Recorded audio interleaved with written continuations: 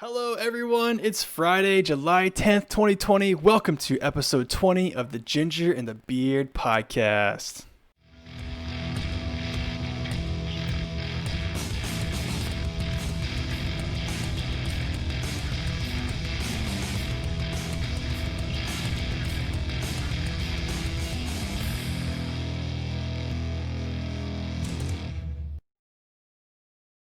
All right, let's do this.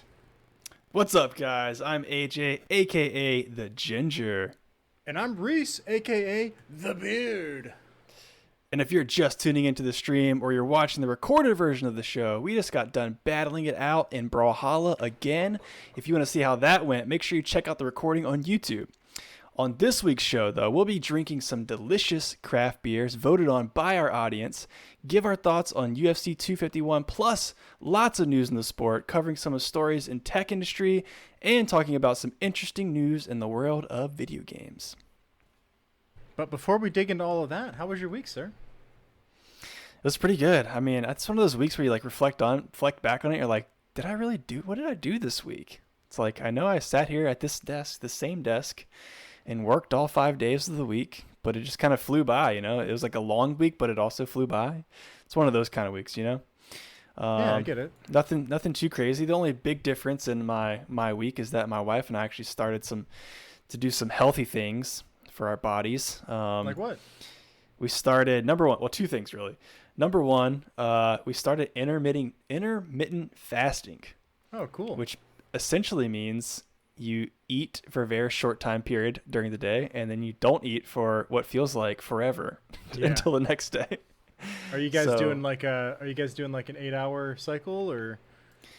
Yeah, so I 8? eat both of our hours we're following the same hours, are from 10 in the morning to 6 at night, and then not again until 10 in the morning. So,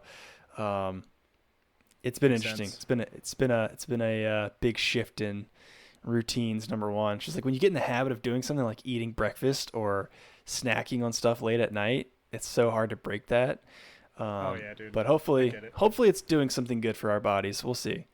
And then we're doing some like exercise, like 3 out of 5 days a week, just some like standard body weight routine exercise stuff. It's a good starting point. Are you guys drinking coffee still? Yeah, so I used to drink whatever we read about, or Shayna's really one that looked it up about the intermittent fasting. It's like, yeah, you can drink coffee, tea, water, that kind of stuff. And as long as your drink is under 50 calories, it doesn't throw off your fasting. So I was like, well, I'm still going to drink an IPA every night. So, or almost every night. So does that count? Depends, so I guess, right? Yeah. If it's an IPA, maybe not. But if it was like a sugary stout, then yeah, probably. Yeah. So I used to do that. I did that before. Felt pretty good. It takes a little while to get used to. Yeah, it's kind of hard to get used to. The mornings are where it kills me the most. I wake up and my kids are eating breakfast and, getting them ready and fixing their food. I'm like, dude, I'm so hungry right now. I just want to eat all those little kid pancakes. Dude, give me all those little kid The Mickey Mouse pancakes look so delicious. Give me your food. You just steal the food from him. You're not eating. It's mine. Give me it. Oh man. But anyways, that's about it for me, man. What about you? How was your week? Same kind of week, man. It was just it was a long but a short week. It was just like waiting for the weekend again, just like every week. Can you believe we're still going through this quarantine stuff, dude? Do you remember watching Tiger King? Yes, I love Tiger King. You remember how long ago that was, though?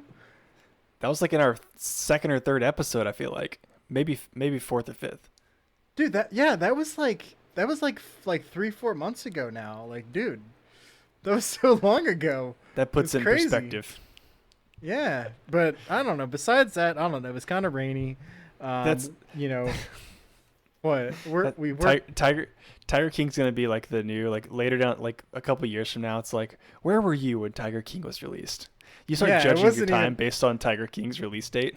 I think we were going through a pandemic when Tiger King was out. I think something like that maybe. When was the coronavirus?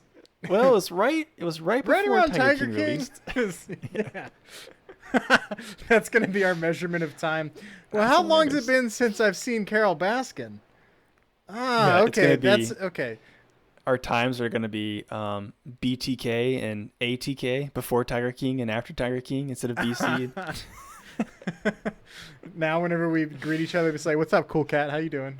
Yeah, it's all about you Hey, cool cats and how kittens. how's your kittens doing? Yeah. Oh, jeez, Oh man. that's funny, Anyways, dude.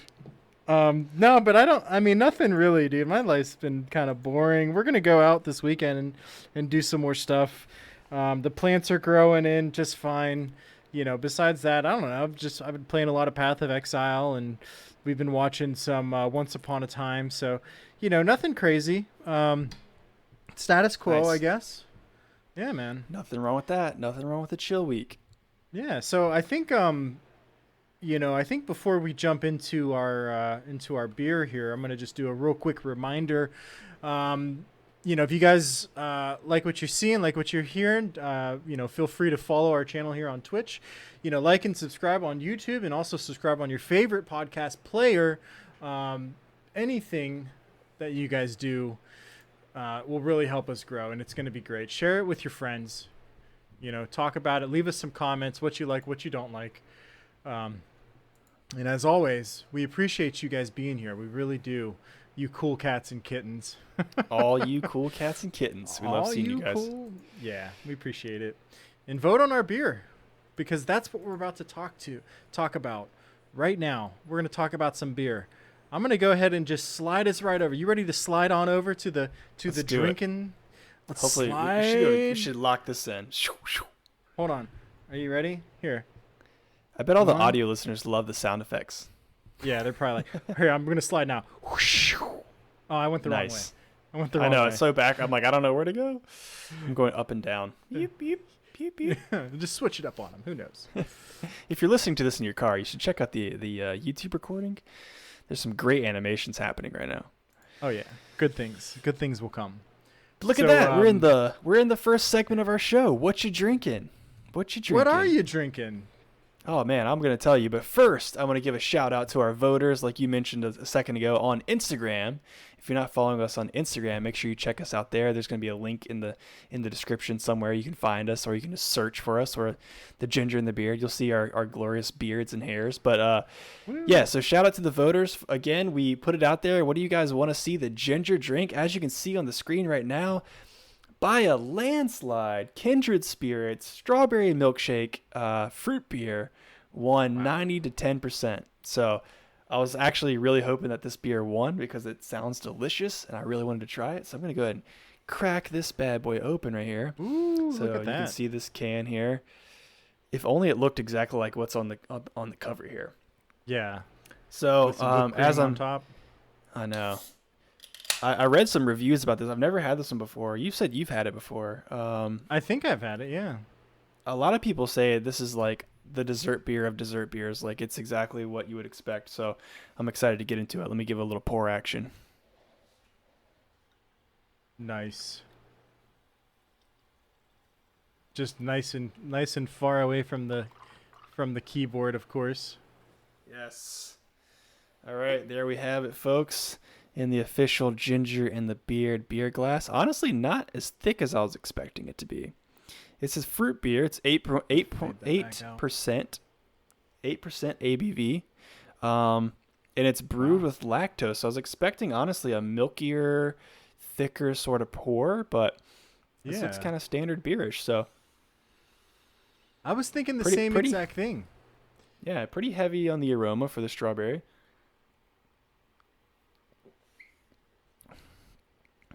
Oh man, Yeah. it's definitely creamy. It's creamy. It's very strong on the strawberry flavor. So if you're into that, I definitely would say check this out. I don't drink many fruit beers, as you know. Yep. So this is kind of stepping out of my comfort zone, but that's really good. It's kind of refreshing not to have something super bitter and like an IPA and things, but this is a very good change of pace. So the description they give on their website is huge aromas of strawberry ice cream greet you right away. I'm not sure I get ice cream. And the smooth, subtle, sweet flavors follow suit. This is a big, creamy dessert beer best enjoyed on its own or with a little dark chocolate. Brewed with lactose and 1 pound of real strawberries per gallon. That's pretty intense. Yeah, it is. Pretty Holy crap. intense. So I was doing a little bit of research on fruit beers, and because I'm not really sure how they make those, but it turns out the difference between a real fruit beer and something like a shandy, which is, shandies are typically flavored with syrups, fruit flavored syrups, or even lemonade in some cases. And a fruit beer, as it sounds, is brewed with straight up fruit. So I'm assuming they just dump these strawberries in there with the brew, and the fermenting takes place. But very delicious. Highly recommend that. Do you know if it's brewed in Goochland? I have not sure. I mean, the brewery's in Richmond, Virginia, actually.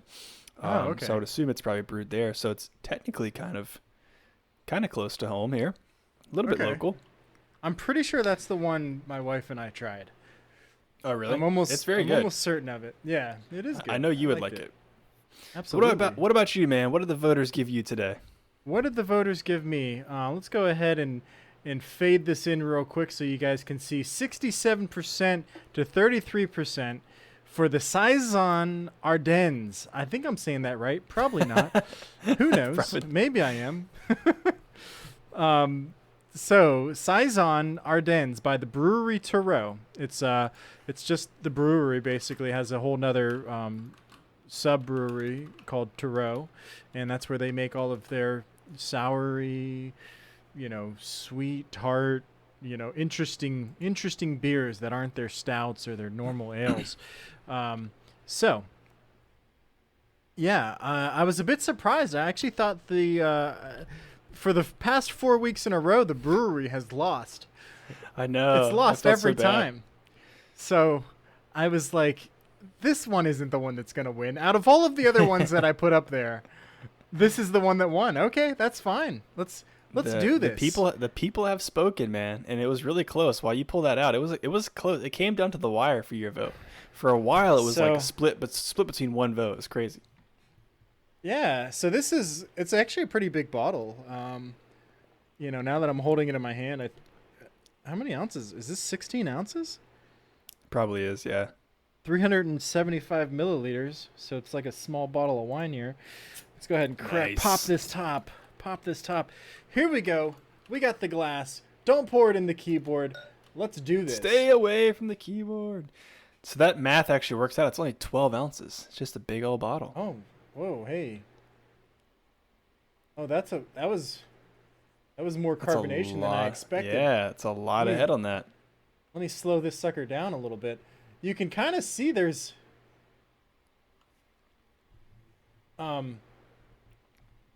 I think like yeast coming out. There was like yeast at the bottom of the bottle. Oh, you have a little bit of sediment. Yeah. Wow, man, this head looks really good. Definitely tons of sediment. You guys can't really see it, but it's give a little swirly action in the bottle and dump it out. Yeah, we got a lot going on there. Nice. So anyway, let me talk about a Saison. Typically, they're gold to light amber in color. There's a lot of carbonation, which is typical of them. Makes sense. Flavors include fruity, horsey, goaty, leather aromas and flavors. I don't understand that. What? I don't understand that, really. But they say that this is a summertime farmhouse beer originating from Belgium. It was their old school Belgium summer farm ales. Supposed to remind you of home, I guess. Home on the farm. Yeah, you're drinking some horsies and goaties. We'll see real quick. I am a little bit worried that this might be bad because of the way that pour went. So if it's bad, I'm not going to drink this, but we're going to find out real quick. So also it's 6.3% alcohol, so not too bad. Let's give it a sip. Turn it up. Definitely smells sour.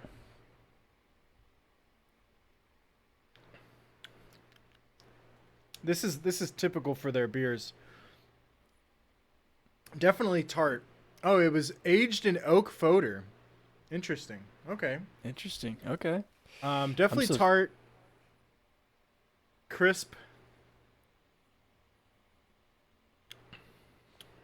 Can you swirl that sediment around a little bit yet? Yeah, I mean I can. I could probably get the rest of it out Out of here. I tell you, the first time I poured an IPA that had sediment at the bottom, I was like, this doesn't look okay. So I looked it up, and people were like, nah, man, just pour like half that bottle out, swirl that sediment around, and pour the rest in there. Typical with like hazy beers. Oh man, it's really hazy now. Oh yeah, look at that. Ah, there we go.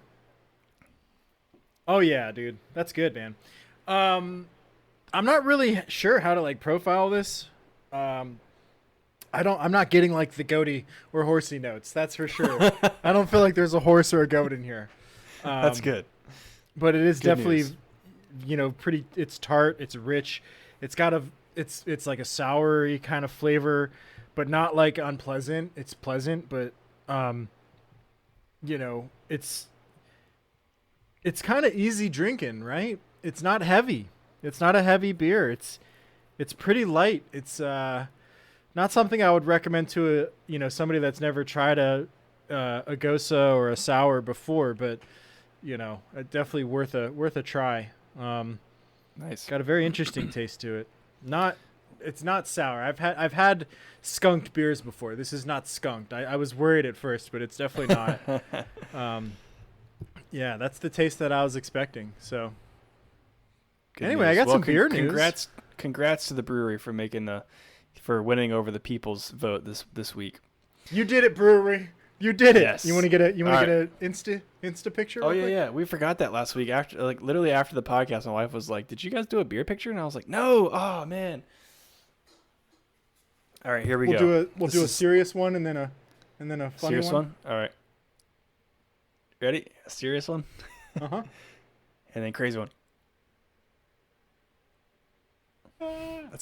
That's great radio. That's some great radio right there. That's great Again, radio. All you guys listening in your cars, make sure you check out the YouTube video where you can see all of our shenanigans happen. Yeah. We're a podcast, but it's better when you can see us a little bit. But all right, let's get into the podcast business here, dude. Let's do it. So you got some beer news, eh? I got a little beer news. Let me go ahead and zoom in something on the screen real quick again. Wha-bam! Jackie O's. Anyway, guys, the 2020 Honey Beer Competition, 5th annual, might I add, is being held by the National Honey Board. Who's the National Honey Board? Go find out. Honey.com. Honey.com. They're holding it. Isn't that the savings website where you earn, like, you find online coupons? No, that's something else. If you go to honey.com, I swear to God, you're going to see a honeycomb right away. Oh man! As soon as you go there, sweet I'm going there now. nectar of honey, all in your life. That is a lot of honeycomb action. That's some honeycomb action right there, man. Right in your face, right where you want it. Guys, the Honey Beer Competition features beer style categories, a cider category, and a design category. Last year, more than 290 were entered into the competition. They were all made with honey. They didn't have to specifically be like a honey beer. They just get made with honey. Could have hints of honey in it. Could be anything, really. So let me tell you real quick. Catherine Barry, who's the National Honey Board's Director of Marketing, wasn't sure if they were going to have it this year. She says, we talked with quite a few breweries about whether or not they should host it due to impacts of COVID-19, right? They were worried, about the impacts on the brewing industry. So they received a resounding yes. So everybody wanted to have it. We must celebrate the honey. We must drink the alcohol and the honey. Yes. And it's a free competition, right? So it's free. It's to promote the amazing brewers and their honey beers. So if you're interested, if you have a honey beer, if you know somebody that has a honey beer, if your favorite brewery has honey beer, reach out to them. Say, hey guys, get in this competition. I want you to win. Online registration is due July 17th, 2020, so 7 days from now. And you have to ship their product in before August 7th. So the shipments are due August 7th, 2020, and it's limited to 300 entries. The reason why I have Jackie O's on the screen, Jackie O's Brewery, Athens, Ohio. The Chomolungma, Chomolungma is the beer name. They won their gold medal last year. They are the winners. They are the champions. It's a honey nut brown ale, and oh man, does it sound delicious. Brewed with wildflower honey. Wildflower honey. Interesting. Right? That should be good for your allergies, too. I think imagine so, all the maybe. bees just cheering. They're like, yes, the honey beer contest resumes. Maybe with some... Everyone Get some get to tea. work. Everybody! Support the bees! Drink more! Oh, man. Do you want to get another picture real quick? Yeah, so thanks for in the chat. That's the wifey there. She said, we need another redo because my can was not in the frame. Oh wait, Alright, hold ready? on. I gotta take off the humalunga. The humalunga. The Chomolungma. The how's chomolung. Are we in the frame? I think we're in the frame. Hi, guys. We're just taking a picture Doing it for the gram. for the gram. All right, that's cool. All right, cool. So guys, that was Sweet. my beer news. So look forward to that competition coming soon within the next month. I'm not sure when they're going to do the judging, but go to honey.com. I mean, come on, you want to go see some cute little honeycombs? Go eat I'm some just honey. having a hard time. I'm having a hard time getting past the fact that number one, there is a national honey board. Okay, number one, national honey board. Number two, someone's job. Catherine Berry holds the position of National Honey Board Director of Marketing. So is this an elected position, or does she just like how do you? She made like, this up. She's like, I want to drink honey. I love honey. I want to drink honey Yeah. beer. Catherine Berry actually is the National Honey Board. It's just her. That's it. It's just her. Yeah. Her and Carol Baskin hang out on the Like, weekends. You're just scrolling through LinkedIn one day, like, oh, look at that, honey. The National Board of Honey is looking for a director of marketing. I think I'm going to apply for that. I love honey, so all right. I gotta learn more about this. It's too good. I'm doing something wrong, right? Like, Yeah. why am I not judging honey beer? You know? Like director of marketing for national. So they sit down once a month. They're like, all right, guys, how are we going to promote honey? Promote honey this month. It's sweet. Let's tell them it's sweet. Let's tell them it's good for their allergies. They'll never know. They'll be so caught off guard. Let's put it in alcohol. Oh my gosh. Oh my God, let's put it in alcohol. Mine is blown. Who would have thought? Oh man. This is You too love good. honey? I love honey. Let's drink it in alcohol. Why not, right? I made a mead one time. I could make my did? mead again. Yeah, I did. I made Oh, one of those man. easy meads where you just like pour everything into a gallon of water with a bunch of honey in it and let it sit and ferment. You put yeast in it. You let it sit and ferment for like 14 days, and then it comes out as mead on the other side. I bet it tasted horrible. Yeah, Yeah. that's that's all I got to say about that. I right, still think it's drank about it time. though. I was proud. That's right. You couldn't overcome your pride. You had to just suck it up. You literally had to swallow your pride. Swallowed it. All right, that's enough. Okay, That's enough. let's talk about some UFC shenanigans. You ready to slide on? Yes, let's do this. Slide. Bam, guys. We're talking about UFC shenanigans now. Like magic.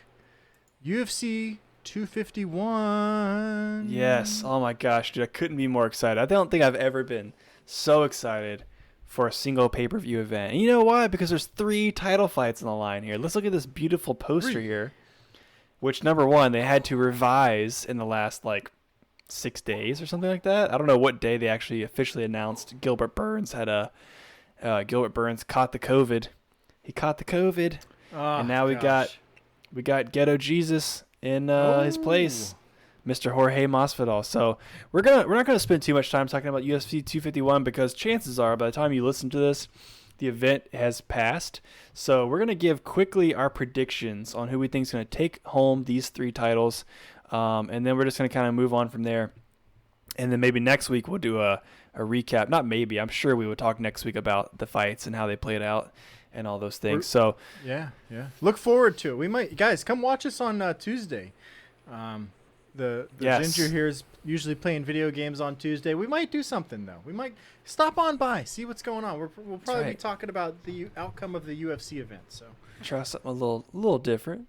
So Maybe. let's start with the. I mean, like, where do you even start? I guess let's do Pietro Jan and Piotr Jan. Jose Aldo. I personally think that I don't know how good Piotr Jan is. I know that he's really good. I know that he's good because he's like just dominating people. But I don't know if he's like the top, right? So if he beats Jose and takes the belt, I mean, he's clearly the top, right? He's clearly the top. I don't know if he's the best because he's got some other go-getters in that division. Aljamain Sterling, right? I don't even want to get into it. I think Piotr's going to win. I'm going to give it to him just because Jose's been there, done that, and I think it's time for somebody new. Yep, I agree with you. I'm going Piotr Jan as well. Number one, just because this dude's a freaking machine, man. He's like a scary guy to watch. He's so precise and accurate and has so much strength and power. His last 3 fights, he's had Jimmy Rivera, John Dodson, and he KO'd Uriah Faber in December of last year. Which, or not Faber, sorry. That's my wife's maiden name. Uriah Faber. KO'd Uriah Faber. And, so I'm excited to see how he stacks up with Jose. But Jose is fighting in a different weight class, and he's typically, I think he slimmed down, right? I mean, like you said, he's kind of been there and done that. So I guess we'll see how it goes. But, all right, let's move on now to the Holloway versus Volkanovski fight. Who you got there? I got to I'm sad as it is to say, I really want Holloway to win, but the performance that Volkanovski put on was a clinic. Yeah, Holloway really didn't have any answer for what Volkanovski was doing to him. So is Holloway going to bring anything new to the table? Holloway's like very one-dimensional, right? He's got his striking. He sticks to his striking. He's got very specific way that he does his striking, and it works on most people. I feel like Volkanovski broke that code. He cracked that code. So yeah, he absolutely did. I think number one, I think it was the pressure. I think Volkanovski came in there just like those other guys these days that just put on the pressure, man, and just didn't let up. And I think he's got usually Max Holloway's got the upper hand when it comes to stamina. He can keep put his foot on the gas like through the 5th round. And Volkanovski, I think, came out and just had an unlimited supply in the gas tank. So I kind of agree with you, man. I don't know that Holloway's gonna have an answer for that. I'm not sure. Obviously he's been preparing for this for a while, so it's possible. But I'm with you. I think Volkanovski's gonna take this one and defend the belt. But I also agree with you that I'm kind of pulling for Holloway. All right, last but not least, let's talk about the main event of the night. Now is Kamaru Usman versus Jorge Masvidal. Man, this is an interesting one. Number one, should we talk about the fact, like, how do you feel now that it's not Gilbert Burns? Like, what was your first reaction to that? Well, I mean, they're just kind of bummed out, right? Although not as bummed out, though, because I do feel like Gilbert Burns kind of just got skyrocketed up because he beat like a no-name Tyrone Woodley, a nobody, a has-been, a never going to be again, Mr. Tyrone Woodley. So didn't show up. He just never hasn't showed up in the past couple years, No. So Gilbert looks good doing that. So they're like, oh, throw him in there with Usman. Oh, and we don't have to pay him that much, so just toss him in there. That's what I think happened. Masvidal's like, that's my fight, and I want to get paid because I'm gonna bring the viewers. And I think he is, man. I like Masvidal. A lot of people don't like Masvidal. I think he's just a real person. He's a real person that says what he wants to say whenever he wants to say it, and doesn't, beat around the bush. Now, he might be a bad person. I don't really know. I think he's a respectful person typically.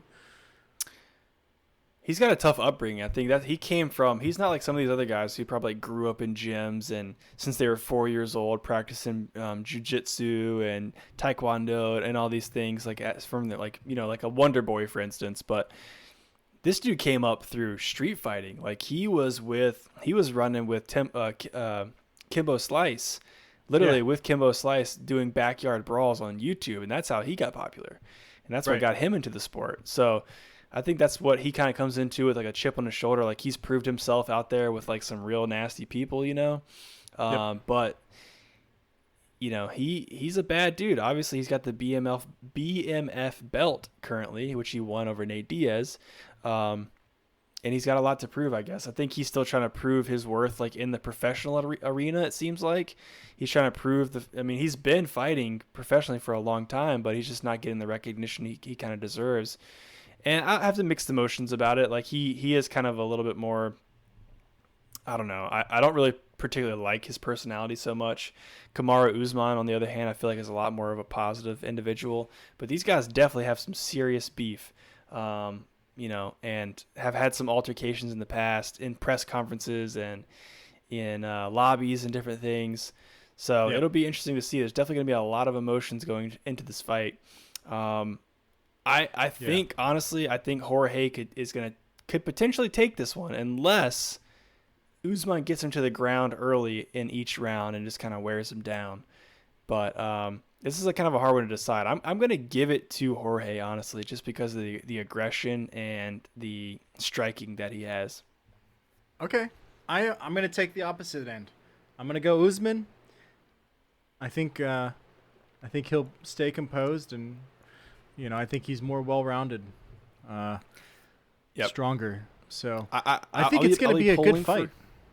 Yeah, I agree 100%. I'll be pulling for Usman for sure, but my gut feels like it's going to be Jorge.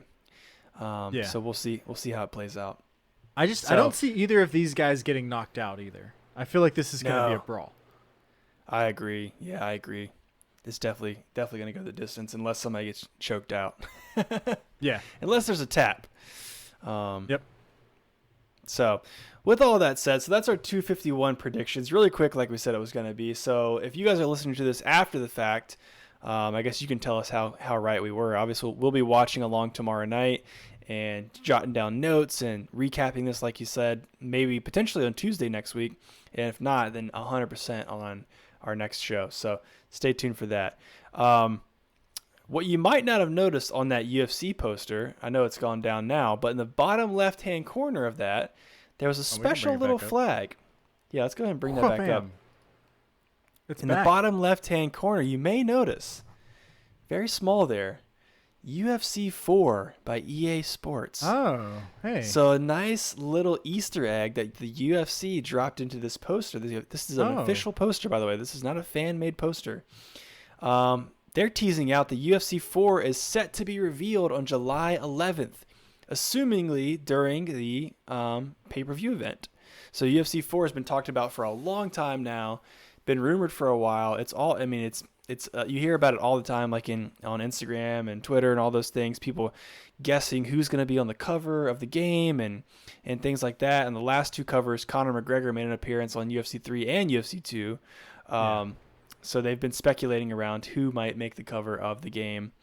So that's really all we know. We don't really know anything about it. I tried researching into it. We can't really find anything. But have you ever played one of the UFC games? Yeah, like twice, and I was so bad at it.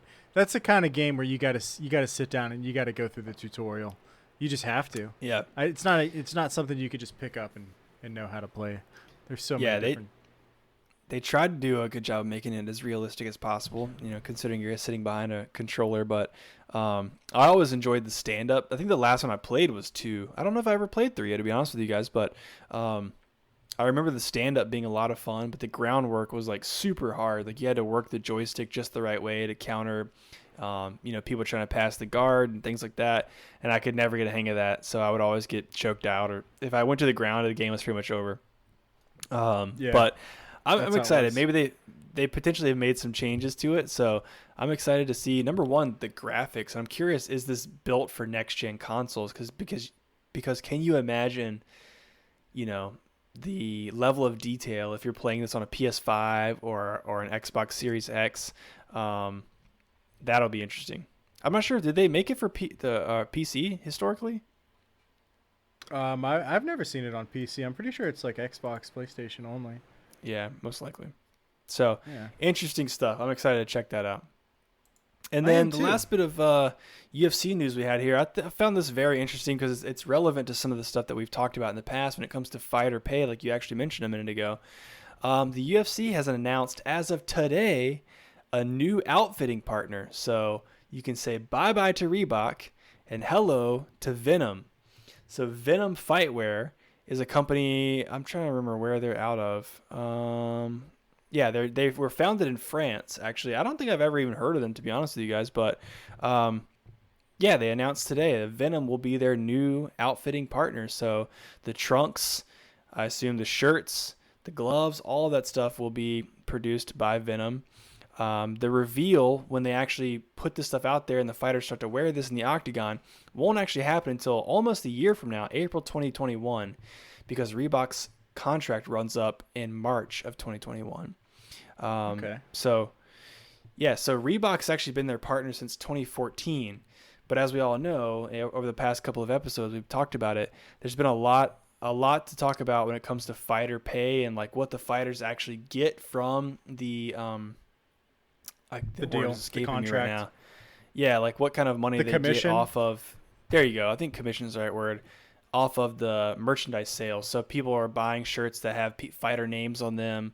And Sean O'Malley actually came out a few weeks Sugar ago Sean. and said, he came out and said, hey, dude, Reebok has sold $1 million worth of my merchandise, and I've only gotten $3,000 off of that cut. He said, and he went on to say that was just like $3 million during the past year. Collectively, it's been over, like he said, it was over almost $2 million, I believe. And wow. He's only been paid like $6,000 of that. So he's actually releasing his own clothing line now. I don't know if you saw that. Yeah, I did. This isn't even anything I planned on talking about. It's just something I was reading about. But he's actually going to release his own sugar show. So guys, if you want to support him directly, give that man some money, dude. Go buy a shirt. Hey, Sean O'Malley, we're looking for sponsors for the podcast. If you want to throw a couple shirts our way. Yeah, Sean, what's up? But yeah, this will be interesting because the UFC actually put out a statement and they said that the pay scale may be adjusted tied to the promotional guidelines compliance program, which will result in across-the-board increases for all athletes effective April 2021. So it sounds like as part of this new deal they're negotiating with Venom, the fighters will receive a higher payout when it comes to merchandise sales. So I really hope that actually is the case. I read something when I was researching this about when they made the Reebok deal back in 2014, they actually do still allow fighters to have their own individual independent contracts for sponsorships, but the sponsor has to be willing to pay the UFC $50,000 in order to even sponsor a fighter. So obviously a giant barrier to entry there for any kind of sponsor. So hopefully the rules will be a little bit more lax here. A lot of people argue that you should go back to independent sponsors for fighters as a whole so they can go out and make their own money. But dude, think about how good that was for the industry as a whole. That was great for the industry. People were wearing the clothes, they were living that lifestyle. They were like, yeah, man, I want to rock tap out, dude. I used to wear a tap out hat all the time. I used to, Invicta, I think, was another one, and there were some other ones, right? Like everybody was wearing that. That was like the style back then, and then that's all gone now because the UFC got rid of it. But it was beneficial for the fighters. The fighters weren't complaining about pay. They deserve more money, man. If you're not going to give them more money, let them go out and get sponsored. That's what like X Games and a lot of other smaller, like surfboarders and stuff. They get sponsored. That's how they make their money. Yeah, and a lot of these guys do have sponsors. Like I see them on Instagram and stuff, repping like vitamin supplement companies or CBD companies and things like that. So they're definitely doing some of that stuff. But yeah, I mean, the big money would be going back to the days where printed on your trunks was a brand name, so somebody sponsoring you. So yeah, extends right on the inseam. What's up? Yeah, yes, exactly. No shame, Have you ever, bro. No have you shame. ever actually, have you ever actually heard of Venom though? No, I hadn't. I've never heard of Venom. I just saw that they booked a new, or they signed a new partner. And that's what caught my attention. But apparently, Venom is one of the number one like fightwear companies on the market. So, Oh, okay. yeah, I'm I've never excited heard to of see them. this. Me either. Okay. Yeah, me either. That's Probably cool. because they were founded in France, and we are not French. Oh yeah, that makes sense.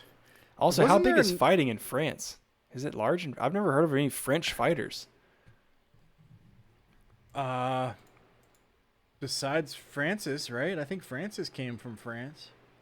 Nah, dude, he's like African. No, I know he's African, but he moved to France. I'm pretty sure he moved to France, and then that's what got him into the fight game. I could be wrong. He was born and raised in the village of Bati, Cameroon. He lived Yeah, in poverty. Cameroon. I knew that. Where is Cameroon? Well, it's in Africa somewhere. I'm not sure where though. It's a French republic, though. So it is a Oh, French. that's what got me confused then. It was It's a a- French I guess republic. like Okay. Interesting. Dude, I'm telling you right now, geography is like my worst subject. Yeah. Closely following math and science and history. Mine was history. and So just everything. Just everything. I'm just really not good at learning. Where's that curriculum at? I want to read it all. Bad at everything. Oh So did you want to talk about Mike Perry at all, or are we just gonna glide on past that? Oh man, we skipped over that, didn't we? Oh shoot, no, we can't skip over this. Come on now, Mike Perry, Platinum my Mike bad. Perry. Platinum. Yes. So Mike Perry, as we know, was in the headlines last week or 2 weeks ago in a positive way after he won his bout with Mickey Gall. But we've got some negative news here. You guys have probably already heard about this now, but Mike Perry knocked out an old dude in a Texas restaurant. That's the gist of the story here. Some little bit of background here. There's videos all over the place about this, so if you want to check it out, I would highly suggest you go check out YouTube or whatever. We didn't share it on our page. I just didn't feel good about sharing it like on the Instagram page. That kind of violence against an elderly person just didn't feel good to share. But you can find that anywhere else. So essentially, he was at a restaurant in Texas with his corner man / girlfriend. And there was some kind of altercation. Before the video started, apparently he punched a waiter who was trying to get him to leave the restaurant. Wow. He punched him in the eye or something. So they're trying to escort Mike out. And the video shows him kind of like yelling at some other girl who's a friend of his girlfriend, I believe. And there's a bunch of guys like in the background behind the camera, like telling him not to touch the girl again and telling him to leave and all this different stuff. And this one guy who's a little bit older, he's not a little bit, he's probably like in his 60s or so, it looked like, really starts to kind of get in Mike's face and tell him to leave and tell him not to touch the girl. And then he starts making fun of the way that Mike Perry's talking. Like Mike Perry's like, y'all should call the police. And so the older guy's like, he's like, yeah, we'll call the police. And they're just like making fun of him and stuff. And so then Mike's like, dude, I will knock you out. And eventually the guy goes and shoves Mike Perry.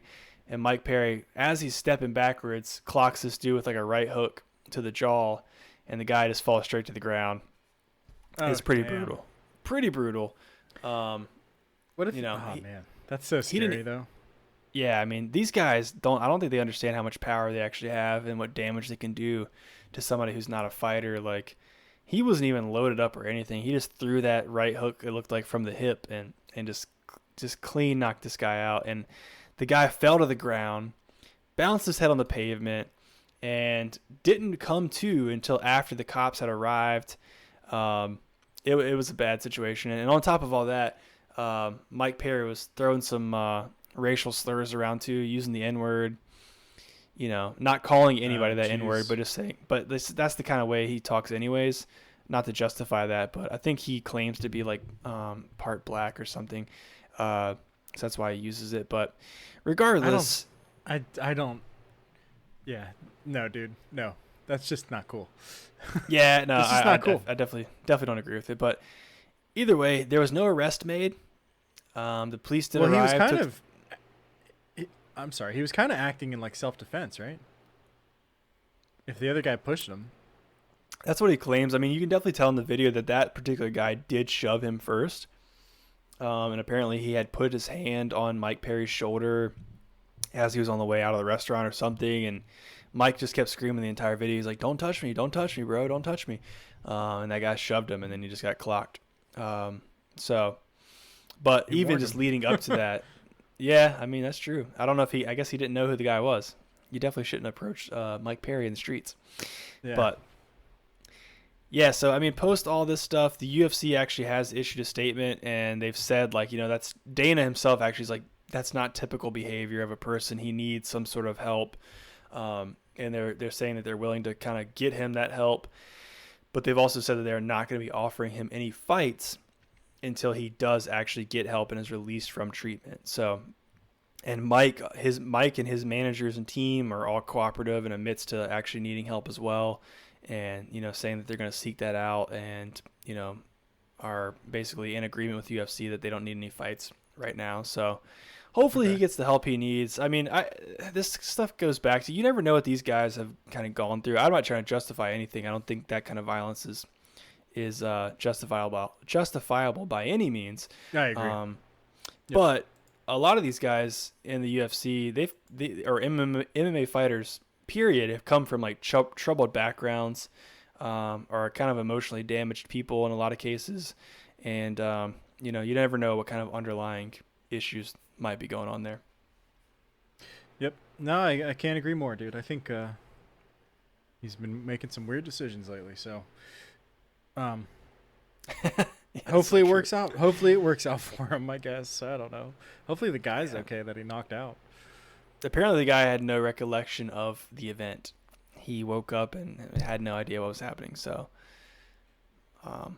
hopefully no long-term damage. How do we segue from here? How do we talk about tech after that? This beer is delicious, guys. Yes, and you know what goes well with beer? Technology. Let's get into some tech news. That's how you do it right there. Ready to talk some tech? Yes, let's do it. Whoop-bam. We're talking tech, boys. That should be Boys and how we gals, transition cats and every kittens. section. You know what goes good with beer? Games. You know what goes good with Games. beers? UFC. The closing. The closing. Shout-outs, of course. Yeah, everything goes well with beers. All right, cool. So checking out our little border down here below. Again, audio listeners, make sure you check out our cool new graphics on YouTube. We're in the tech news section. So kind of a lot of pseudo announcements have been kind of made this week. And one of the biggest one is Samsung Galaxy's Unpacked event has been announced for August 5th. So their Unpacked event is where they typically, I believe it serves also as a developers conference, but it's where they announce a lot of new hardware. I think sometimes software as well. But Samsung Galaxy, so we talked a couple weeks ago about Apple's event. This is kind of their equivalent. So what we expect to see here is a bunch of stuff to begin with. But the biggest thing that I want to focus on is the Galaxy Note 20 series. You're a Galaxy user from way back, right? Oh, yeah. Yeah. Not the Note, though. I've always wanted a Note. I think that's the next phone I'm going to get is a Note. I owned a Note 5 a few years ago, and I loved that phone. I absolutely loved it. I had never seen a screen as nice as the Note 5. Using the stylus for games and things like that was so fun. Having the screen off jot feature where you can just like pull the pen out and start writing notes was amazing.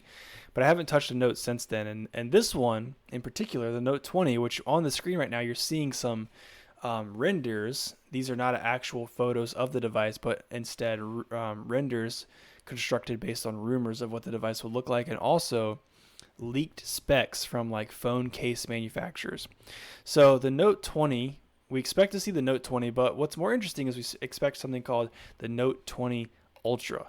So it's going to be the souped up version of the Note 20. It's going to have rumored to have a 6.87 inch screen, almost 7-inch screen.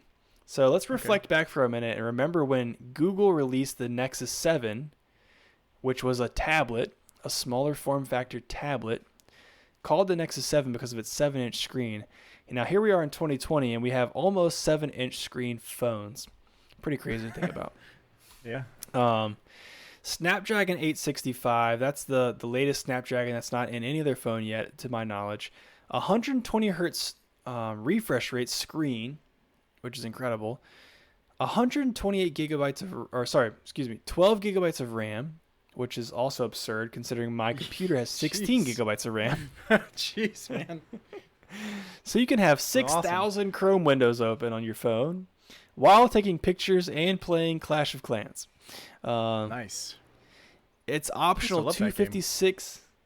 You like that game? I used to play the game way back in the day, dude. Way too much. Oh yeah, we should talk about that later. Yeah. 256 gigabytes or 512 gigabytes of storage. And then finally 3 cameras, as you can see in the image here, with a laser focus sensor. So that was a lot of numbers we just threw at you, a lot of specs, but bottom line is this sounds like a pretty incredible device when it comes to hardware specs. And that's where like Android phones have always excelled, especially Samsung. It's hard to beat the specs that they pack into these devices, but the question is, how does the software match up with the phone? So I may actually be interested in going back to an Android phone after my contract runs up with the iPhone, but we'll see how it goes based on somehow these new phones look at that point. What do you think about all that? I think it's awesome. That just makes me want to buy one that much more. Because, like, you said it was a Snapdragon? You said Snapdragon, right? Snapdragon 865. Okay, and that's like the most recent one. Then I don't really follow them too much. Yeah, that one hasn't even. I don't think that's in any other phone at this point, to my knowledge. Oh wow, yeah. So I mean, that alone is like just grabbing my attention. And then you talk about 12 gigabytes of RAM. Oh my gosh, come on, dude. Yeah. The 7-inch screen. Come on, dude. I don't really care about storage so much, but I mean, you know, just the processing power that it has is.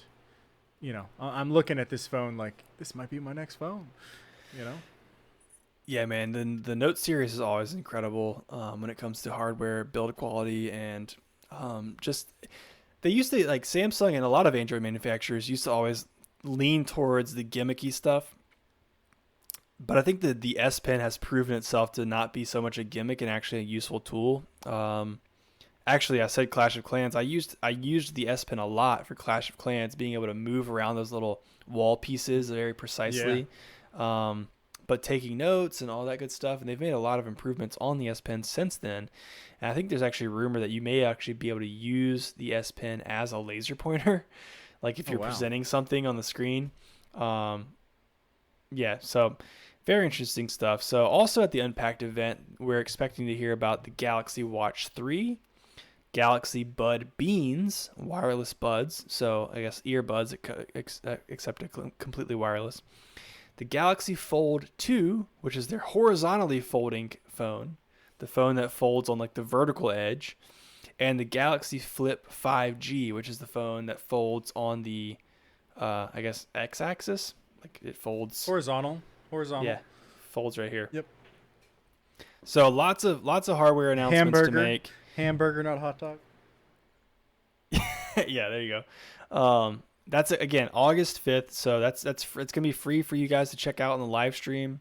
I don't think there's details yet on how to watch that, but I'm sure it'll just be on Samsung's website or on YouTube. So make sure you check that out.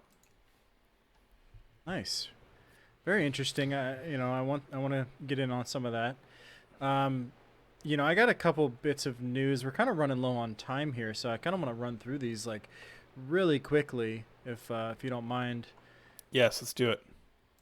All right, guys. HaptX is what we're talking about today. HaptX and the military. What are haptics? I'll tell you.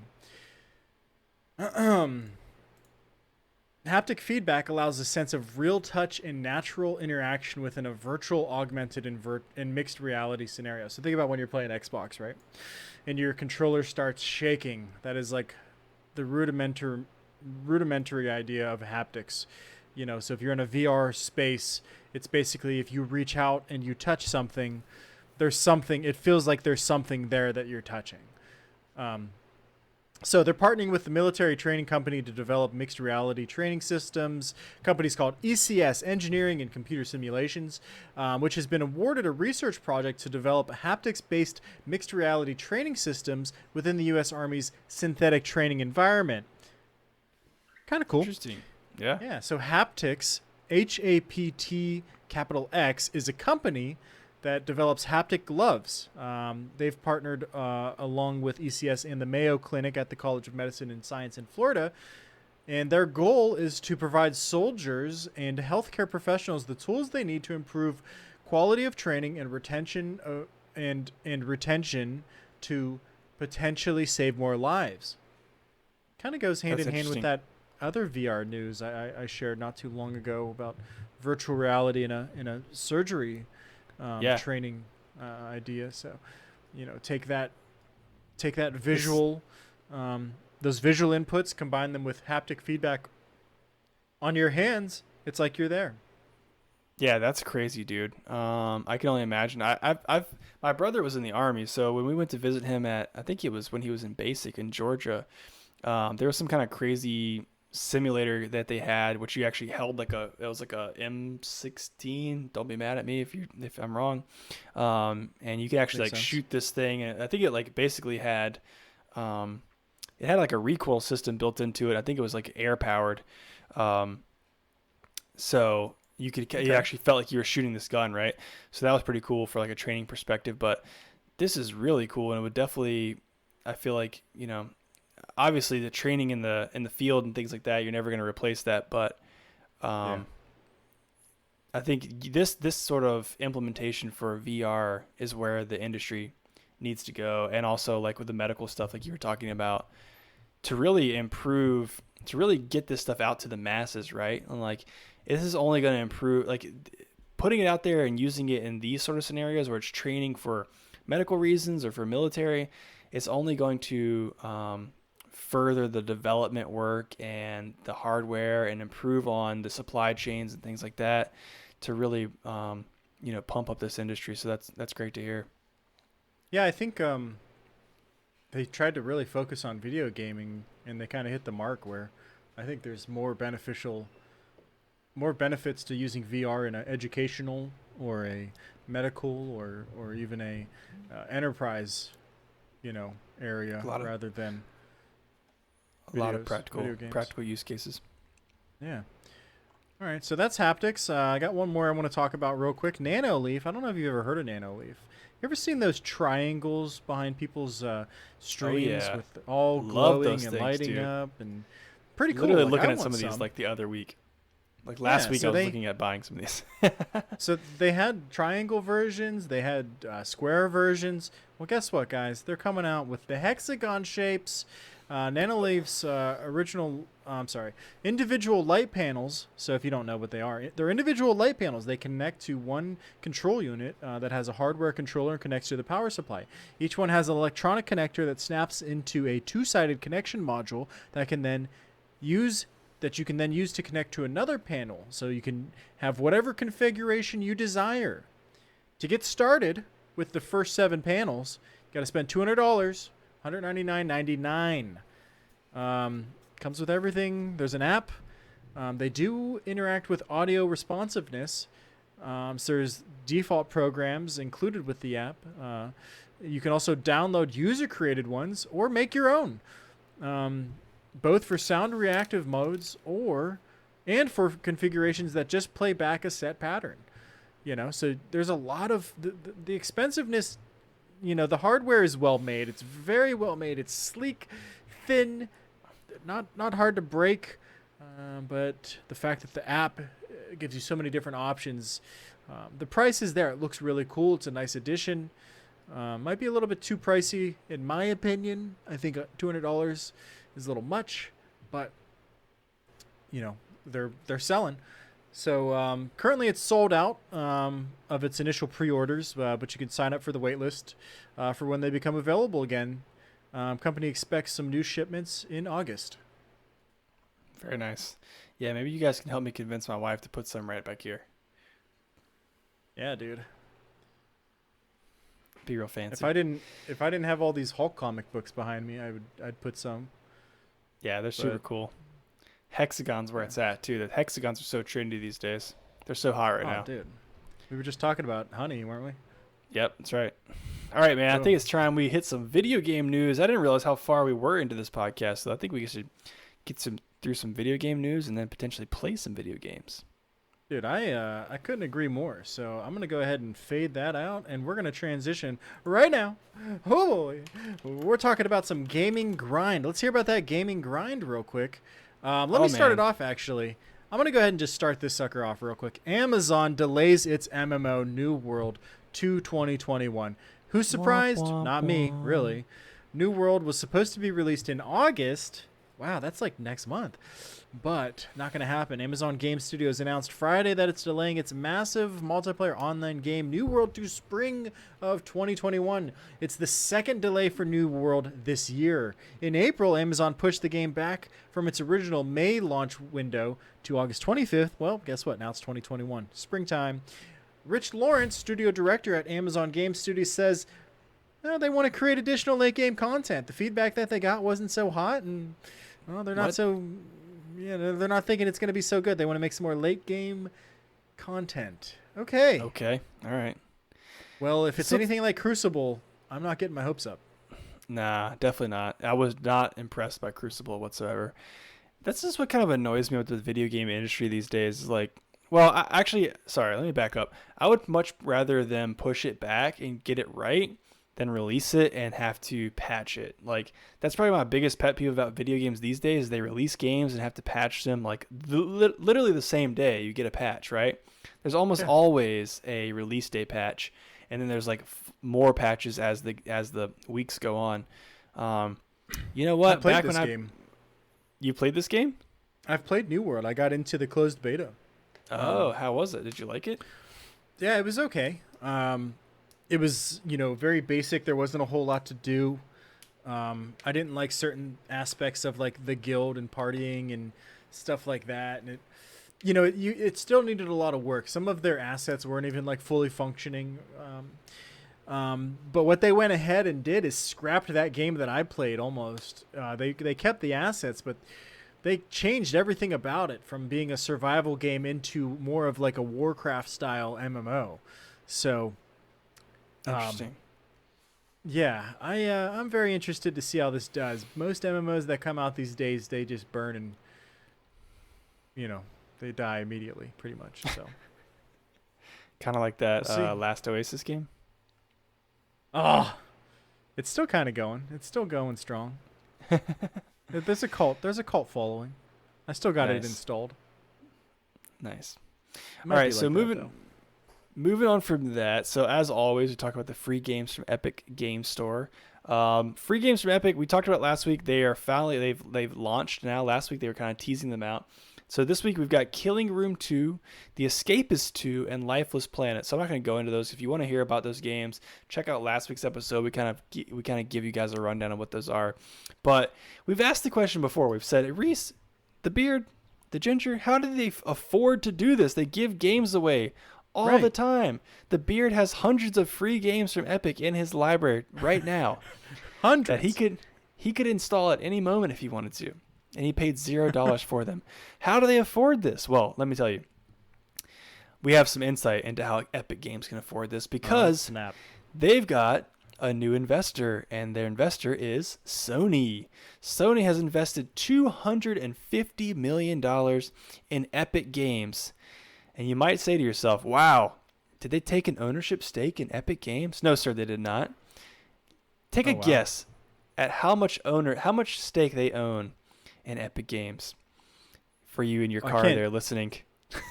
Yeah, because I'm like, wait, I already see it. I know, you're like, I see it written down here. It's not a lot. It's not a lot. All right, so let me tell you. A 1.4% ownership stake Sony now owns in Epic Games. 1.4%. $250 million bought them 1.4% of stake in Epic Games. So what does that value their company at? $17 billion. So Epic Games is valued at $17 billion. That's a pretty crazy to think about. So just some background context on this. Tencent, who's actually the producer of PUBG Mobile, I believe. Do they produce PUBG, the real game, or just mobile? I can't remember.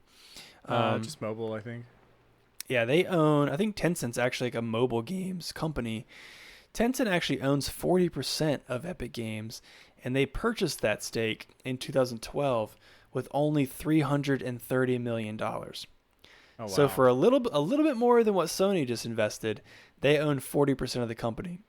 Well, isn't Tencent the major producer of like Chinese and Eastern Asian games? I think so. Yeah, I think so. Obviously, they've got some money from somewhere. Yeah. So, obviously the question is, why does Sony give that much money to Epic Games? A lot of speculation around, like, okay, is this a play for Epic, or for Sony to get some sort of like exclusivity rights to Epic's Unreal game engine? And it's not so clear yet, honestly. Epic's Unreal Engine, they've said, will be available on all major consoles, including Xbox. So right now, what they're saying, like the two companies together, are kind of saying this is a shared deal that reinforces their shared goal to advance the state of the art in technology, entertainment, and socially connected online services. Sounds like a bunch of PR BS, if you ask me, but Yeah. I don't think companies really hand out $250 million to advance socially connected online services. But then again, I don't know. I don't own a company that big. So interesting for sure, to say the least. I mean, I think that guess about the Unreal Engine is probably the best bet, but obviously a 1.4% stake and the company isn't really, persuading anybody, it doesn't seem. Yeah, but they might be thinking about growing it, right? That's probably what they just want their hands in it. It's probably a good investment, so they want to see it grow. Yep, absolutely. Maybe it'll grow. Who knows? We'll find out. Maybe. I love free games. Yes, I love free games as well. Thank you, Sony, for paying for those free games. Have I bought any games on Epic Game Store because of it? I bought Borderlands 3. There you go. I guess it worked. That's some ROI right there. Yeah. Might be negative ROI, but it's some ROI. Yeah, I mean, I downloaded it for free games, and then I bought Borderlands 3 for like $60. They got you. That was their plan all along. They got me. They did. They definitely got me. So, all right, man. I think we should take us to our last segment here. What do you think? Yeah, we're going to do some shout-outs, man. You got some shout-outs for us? I do have some shout-outs once we transition into our next segment here. So again, the last couple of weeks we've started this thing where we're shouting out, sharing some love, spreading the loves with some of our other podcast friends that we've kind of made along the way, and those who are trying to grow their show just like we're trying to grow ours. So we want to give some recognition to these guys and encourage you to go check out their shows. So the first one that I want to mention here is the Illest Podcast So Far. Pretty catchy name, I think. So it's a pretty low-key guy. It's hosted by a funny dude he goes by JDR. He has a couple episodes out there where he tells a lot of funny stories of his past, and he also has a lot of guests on from other podcasts, their hosts, and just really easygoing, funny listen. So check them out. The next one is Slack of All Trades. I like this one a lot, actually. It's another funny podcast where they scratch the surface of a topic that they really don't know a lot about. So hence the name of the show, Slack of All Trades instead of Jack of All Trades. Nice. I like those graphics you got there. Yeah. And then, they start to talk about this topic, and then they get the audience conversation started. So they really are just trying to encourage the conversations with their audience. And number one thing I love about their show is they just have incredible production quality. Like, they have great mics, they have great radio voices, super easy to listen to. And their latest episode was actually really interesting. It was about the Italian-American mob and where that started, who's involved, what cities they're in, things like that. So they give a little insight there. And then last but not least, the Infamous Podcast, which is pretty cool if you're into nerd culture like Star Wars. They talk about pop culture news, all kinds of cultural topics. Their latest episode, they talked about a lot of Star Wars rumors, and also their ideas on how to fix the franchise. So they had some qualms with the franchise and things that have happened, and they kind of delve into how they would fix that. So I found all these guys on Apple Podcasts. I found them through Instagram, just networking with people. But all their podcasts are available on Apple Podcasts, so make sure you check those guys out. Yes, guys, definitely check them out. Thank you so much for listening. I had a lot of fun. I hope you did too, Mr. Ginger Sir. I did, indeed. So just real quick again, after those shout outs, I want to close out by just saying we appreciate you guys being here. We appreciate you guys listening. If you haven't done so already, please hit us with a follow. Hit us with a like and subscribe on YouTube. Make sure to download our podcast weekly. We got some more stuff coming your way. If you haven't checked us out on YouTube, guys, you might as well, man. Come hang out with us on a Friday night too. I know it's kind of late for some folks, but we have some good fun. So reach out to us directly. Ask us some questions. What are your thoughts? What do you want to see us talk about? Yes, and give us your beer reviews. We need some more beer reviews, or not beer review, beer recommendations. Yes, definitely. Yes. Awesome. All right. Well, I think that takes us to the end. So we'll see you guys next week on episode 21 of the podcast. And until then, we'll catch you guys later. Peace.